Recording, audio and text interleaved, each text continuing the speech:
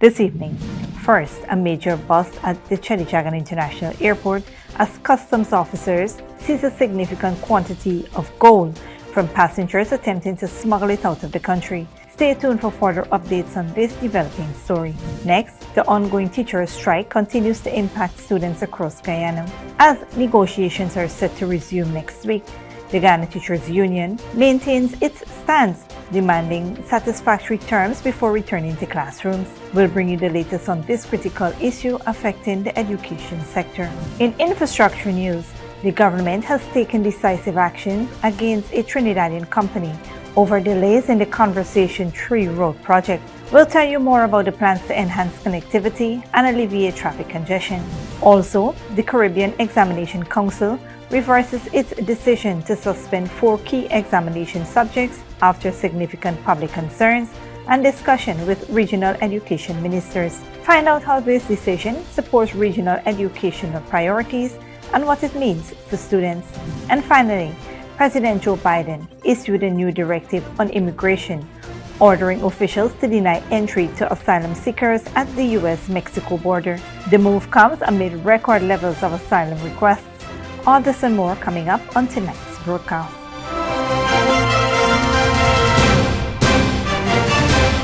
Welcome to this broadcast of Channel 2's Headline News Update for June 5th, 2024. I'm Baby Bacchus. Thank you for joining us. First up, customs officers of the Guyana Revenue Authority seized a quantity of gold jewelry from 3 passengers, 2 of whom are U.S. citizens, attempting to leave on an outbound American Airlines flight bound for New York, USA on Tuesday, June 4th, 2024. The operation, which was fully supported by officers of the Ministry of Natural Resources and the Customs Anti-Narcotics Unit, led to the discovery of approximately 240 ounces of virtually pure gold disguised as silver-plated jewelry out of the country without the necessary permits and declaration to customs officials with a value of over $560,000. The outgoing passengers were arrested, taken into custody, and handed over to the Guyana Police Force.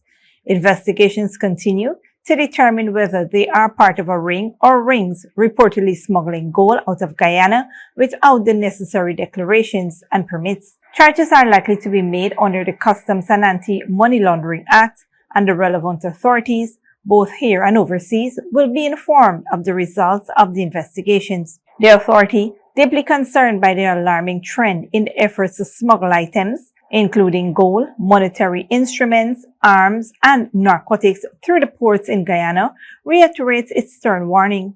It urges all persons dealing in or contemplating engaging in such illegal activities to immediately cease and desist. The consequences of their actions will be severe and inescapable. The Guyana Revenue Authority recognizes the crucial role of the public in combating illegal activities and urges all citizens to be vigilant. It requests the public to report illicit, unlawful, or smuggling activities by calling 227-6060.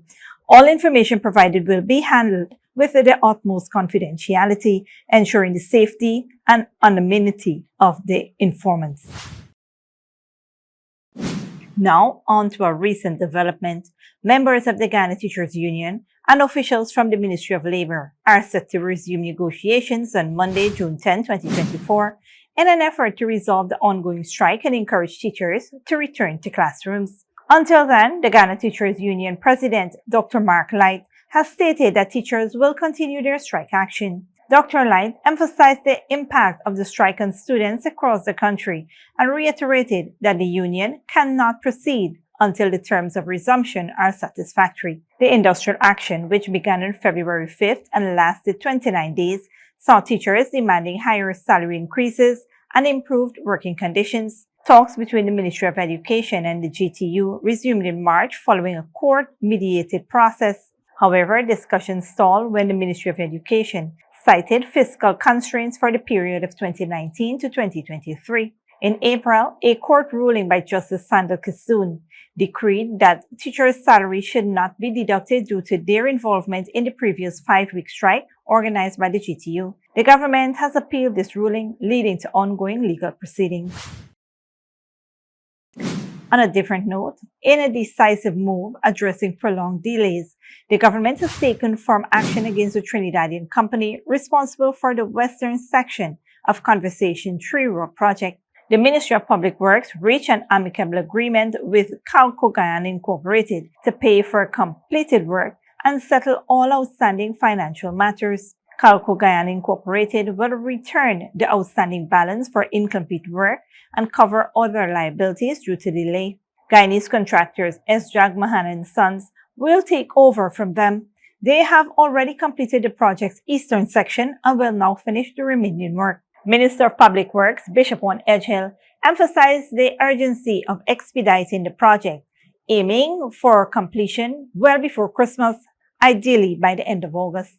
Acknowledging the patience and understanding of residents affected by the delays, Minister Edgehill expressed gratitude for their cooperation and reiterated the government's commitment to delivering on its promises. Additionally, 9 small contractors have been engaged to rehabilitate the boulevard along Conversation Tree, including constructing a walkway, installing lighting and landscaping to improve safety, accessibility, and aesthetics. Plans are also in place to extend the road network, linking Conversation Tree Road to Dennis Street and eventually to Passenger Road, enhancing connectivity and alleviating traffic congestion.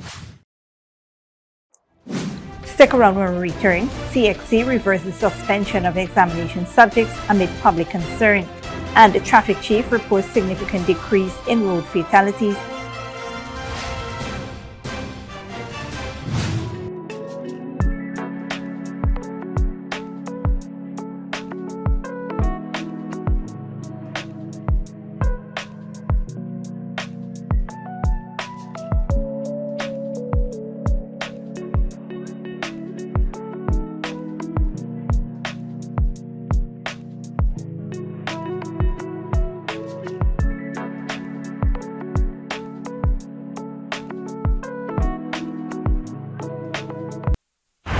Experience more than award-winning speed. Way more. Get the best that LTE has to offer on Digicel, officially the fastest mobile network in Guyana. Ookla, the company behind Speedtest, recognizes Digicel as the best mobile network in Guyana. With the best LTE experience and the fastest data speeds, experience it all with Digicel, the award-winning network for everyone, everywhere. Good girl forget things. What's the problem, Granny? I want money for borrow for those surgery. I was dancing and I fall and fracture my hip. If you need some quick money, you should check Lender's Jewelry and Pawn Shop. Lender's Jewelry and Pawn Shop, Lot 238 South Road Border, Georgetown. Get jewelry made to order in just 72 hours. We also accept vehicles. Lender's, best rates, longest payback period. Boys, I get through. Plus, I could dance again. Lender's Jewelry and Pawn Shop.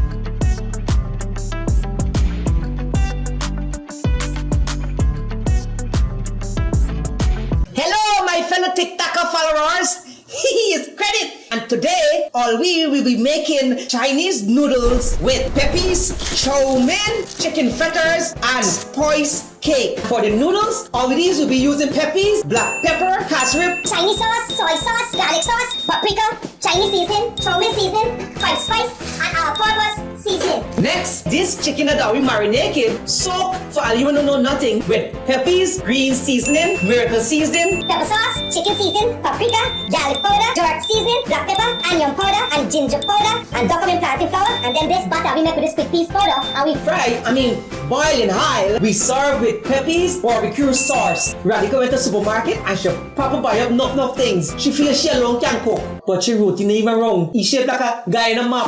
Peppies has a wide range of ingredients available at supermarkets nationwide. Peppies, we put the pep back into your kitchen. Furnishing your home or office has never been easier. Here at Kissoon's, our inventory of locally made and imported furniture, offered at amazing prices, will leave you wanting more. From vinyl, floor rugs and carpets, bedroom, dining and living room sets, mattresses, pillows, office desk, chairs and filing cabinets, outdoor benches and tables. We have a piece of furniture for every room imaginable in your home or office. Check out our flagship store at Industrial Site Rijnveld or one of our branches in New Amsterdam, Port Morant, Riverton and Camp Street. Kissoon's Furniture, furnishing homes for over 50 years.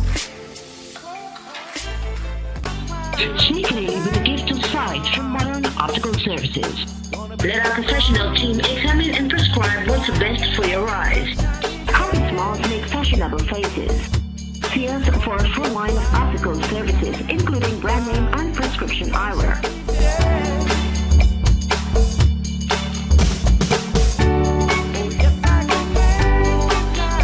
Modern Optical Services, 316 Mill Street, Georgetown. Telephone 226-1082. Welcome back. Traffic Chief Senior Superintendent Mahendra Singh has reported a notable decrease in road fatalities compared to the same period last year. Singh shared statistics revealing a reduction in fatal accidents. Singh highlighted that this year there have been 42 fatal accidents compared to 52 for the same period last year, marking a 19% decrease. He emphasized that some serious accidents were preventable, especially those involving pedestrians. Despite efforts by the Traffic Education Department to promote road safety through public engagements and community relation activities, Singh noted that reckless road behaviors persist. However, ongoing initiatives aim to improve road safety statistics further. Singh urged the public to use the road responsibly, emphasizing the importance of adhering to safety measures, utilizing designated spaces, and exercising caution, particularly when crossing streets. In other news, the Caribbean Examination Council announced it will not suspend 4 examination subjects: Agricultural Science Double Award, Mechanical Engineering Technology, which are CSEC subjects, and Green Engineering and Electrical and Electronic Engineering CAPE subjects, following significant public concerns and discussions with regional education ministers. During a press conference, CXC Registrar CEO Dr. Wayne Wesley declared this, emphasizing the Council's commitment to supporting next-generation technology and science programs. Despite some new programs yet to reach desired demand, partnerships with governments aim to build interest in subjects like entrepreneurship, performing arts, physical education and sport, tourism, animation and game design, logistics and supply chain operations, digital media and financial services. Dr. Wesley underscored the importance of a collective regional marketing effort to promote priority STEM education and climate-smart agricultural subjects. These subjects are crucial for regional economic growth and sustainable development, which was deemed critical in decision-making process. The decision came after Ghana's Education Minister Priya Manik-Chan and other regional education ministers strongly opposed the potential suspension. Minister Manik-Chan stressed the importance of these subjects for Ghana's growth, particularly in the oil and gas and agricultural sectors, and emphasized the negative impact their removal would have on students' opportunities and the local economy. CXC reiterates its commitment to the region's educational and human capital development, pledging to work with stakeholders to advance its fortunes. Don't go away after the break. ICC security measures, action taken after uptick in threats, and Belgium farmer protests, demonstrations against EU climate regulations.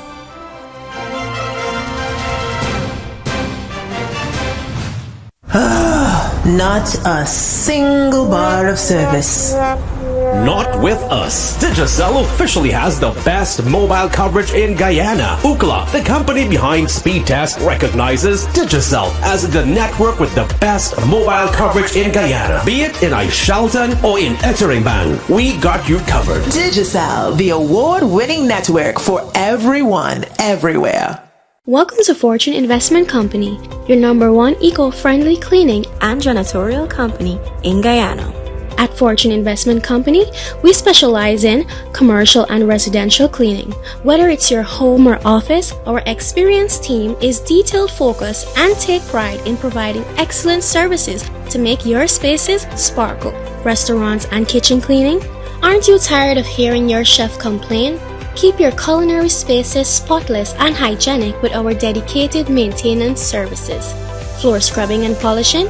Elevate the look of your home or business. Give your floors a new lease on life with our professional scrubbing and polishing. But that's not all. We also offer power washing and steam cleaning. Say goodbye to dirt and moss.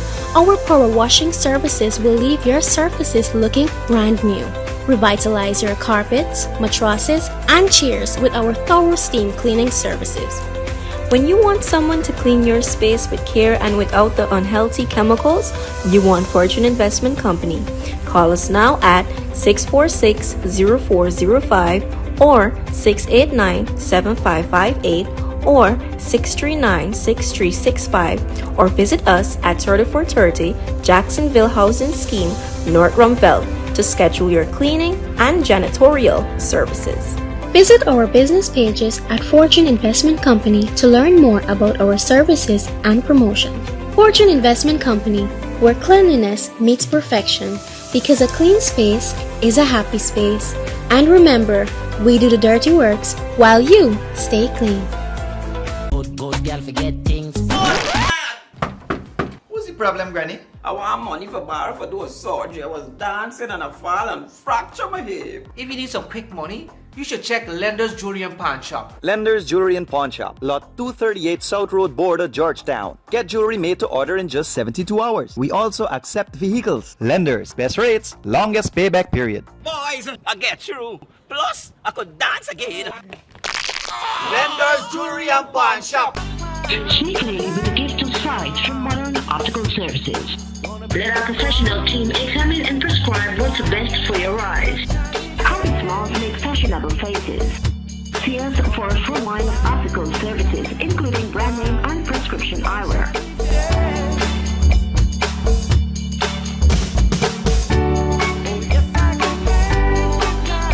Modern Optical Services, 316 Mill Street, Georgetown. Telephone 226-1082.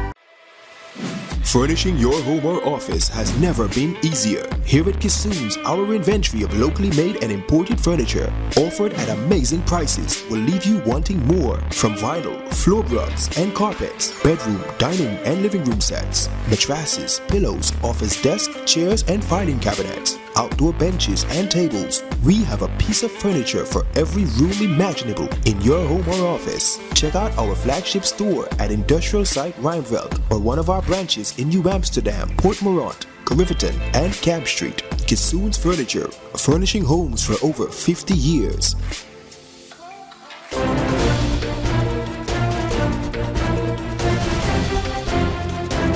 Welcome back. Now we take a look at what's happening in the region and around the world. The Grenada government has passed legislation amending the Education Act to raise the compulsory school age from 16 to 17 years, effective September.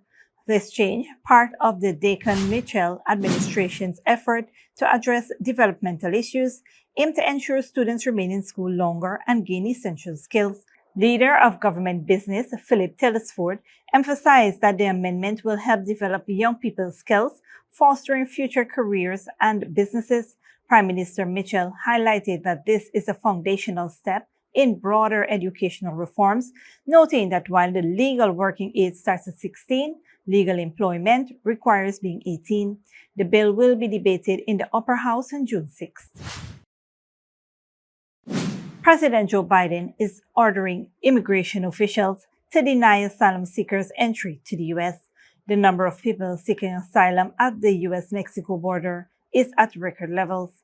Al Jazeera's White House correspondent Kimberly Hackett reports. With the number of undocumented migrant crossings into the United States surging, President Joe Biden is taking drastic action to seal the U.S. border with Mexico. Let's fix the problem.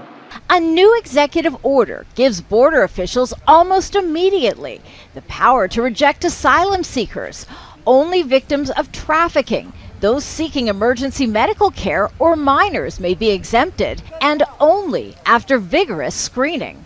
This ban will remain in place until the number of people trying to enter illegally is reduced to a level that our system can effectively manage. The number of migrants crossing into the U.S. has hit record levels. At its peak in December, more than 10,000 migrants crossed into the United States each day. Biden's new order is similar to a policy put in place by former Republican President Donald Trump. Back in 2018, Democrats, including Biden, called the policy heartless and inhumane. The White House insists this policy is different. Republican critics are skeptical. This is election year politics. And by the way, we've seen this game before. Apparently the Democrats have one playbook, which is create a crisis, and then a couple of months before the election, do something very mild to address the crisis and say, see, problem solved. With the presidential election looming, the White House hopes the new Biden order will peel away Republican voters who like Trump's tough immigration policies, but not his criminal conviction. According to this analyst, the spike in illegal crossings is a concern for Americans. I think this policy is in part about first giving the administration tools to address that, and second, giving them a concrete shift in policy that they can point to at things like the upcoming presidential debate later this month. Trump wanted to build a wall along the entire southern U.S. border during his own presidency, and he's promised mass deportations if elected again. But immigration advocates, including the American Civil Liberties Union, challenged President Trump's asylum order back in 2018. They succeeded in blocking it through the federal courts. Now the ACLU is preparing a similar challenge against President Biden's order. Kimberly Helkett, Al Jazeera, the White House. Internationally, European farmers met in the Belgium capital Brussels to protest against the continent's climate regulations ahead of EU's elections this weekend. Hundreds of tractors and farmers traveled from half a dozen countries to try to have their messages heard. Al Jazeera's Willem Marks reports. In this urban field, a festival atmosphere as farmers gather in tractors and trucks from near and far. Some of them tired from the overnight travel, others eager to express their frustration. Ab Knops has worked as a dairy farmer in the southern Netherlands for decades, but he fears his family's tradition of farming may not survive for future generations. People are increasingly fed up because of all the laws and regulations, and maybe they're doing this on purpose, to make us quit farming. It was a Dutch group, the Farmers Defence Fund, or FDF, that formed the core of this gathering in Brussels. Those like Ab and his friend Martin Hogeveen, driven by a desperation to sustain their way of life. If we don't do anything, they'll walk all over us. We've been fanatical fighters for 5 years, and we're still seeing results with the FDF. Farmers today represent a fraction of the modern European workforce, but they often pack an outsized political punch. And just days ahead of European Union parliamentary elections, farmers here say they're hoping to tap into widespread concerns about government overreach and traditional values to roll back climate-focused regulations that are affecting their livelihoods. Mainstream farming groups stayed away from this gathering, though some farming communities have become fertile ground for Europe's right-wing parties and politicians like Patricia Chagnon from France. It is the awareness that the farmers are creating within the general public that is so important, because it has to do with food security, it has to do with sovereignty, it has to do with maintaining the vitality of rural villages. A perceived pressure from regulators matches wider price increases that the European public also feels, say some economists. These are people who feel that they are under siege by most governments, having ever tighter environmental restrictions and protecting the environment, often in their view, at the expense of the agricultural sector. Many of the farmers here say the natural world is important, but their jobs should remain a political priority too. This weekend it will be votes, not pitchforks, that could push politicians to rethink their approach. Willem Marks, Al Jazeera, Brussels. Belgium. Finally, the International Criminal Court says it's significantly stepped up its security measures. That's after facing what it describes as unprecedented attempts of intelligence gathering by countries hostile to the court.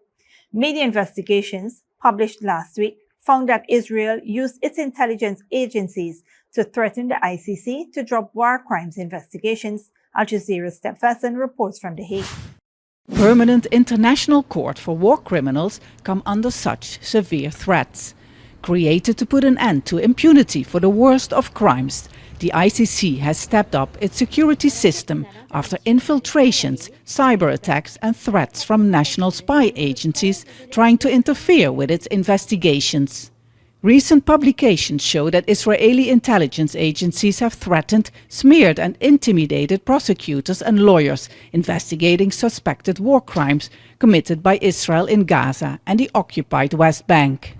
Dutch politicians have also demanded an inquiry into the possible involvement of Israeli diplomats. The Netherlands, as a host country of the ICC and many other international institutions, has a special responsibility to make sure that these institutions can function independently and must be very tough when it comes to this type of intimidation practices. The ICC Palestine investigation recently led to requests for arrest warrants for Israeli Prime Minister Benjamin Netanyahu, his defense minister and 3 leaders of Hamas.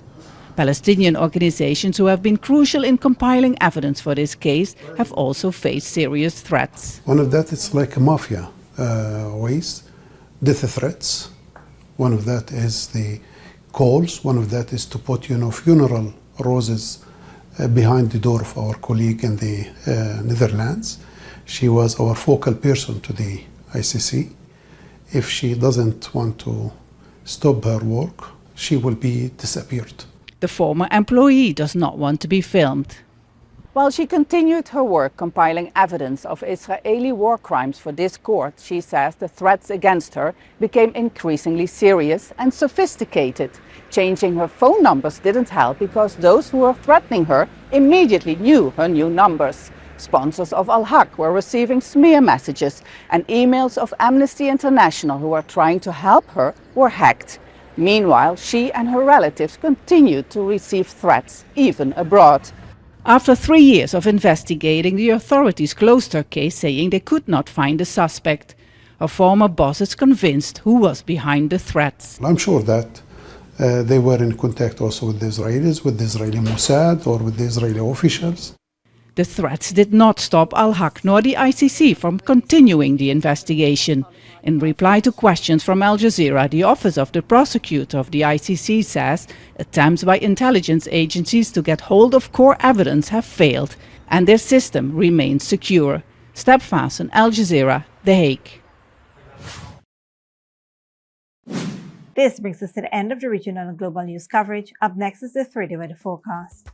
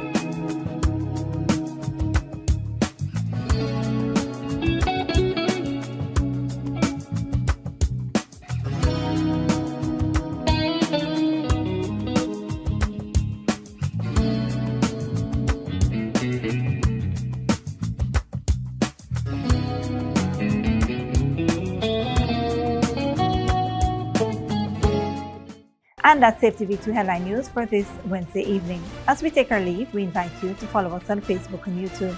You can tune in tomorrow at 6:30 a.m. for rebroadcast and at 7 p.m. for more news. Until then, please take care of yourself and each other.